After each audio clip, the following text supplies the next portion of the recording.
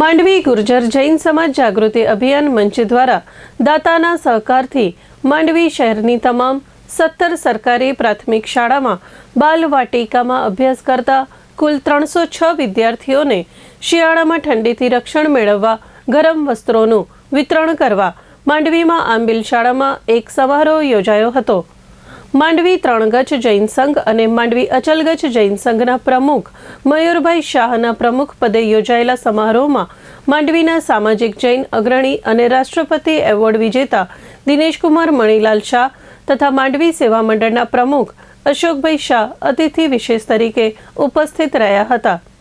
પ્રારંભમાં નવકાર મહામંત્રના જાપથી કાર્યક્રમનો શુભારંભ થયો હતો। માંડવી ગુર્જર જૈન સમાજ જાગૃતિ અભિયાન મંચના સક્રિય સભ્ય એડવોકેટ ઉદયભાઈ શાહે સ્વાગત પ્રવચનમાં સૌને આવકારી કાર્યક્રમની વિગતો આપી હતી। દીપ પ્રાગટ્ય કરી કાર્યક્રમને ખુલ્લો મૂકતા રાષ્ટ્રપતિ એવોર્ડ વિજેતા દિનેશભાઈ શાહે જણાવ્યું હતું કે શિક્ષણ એ તમામ સમસ્યાઓનો રામબાણ ઇલાજ છે।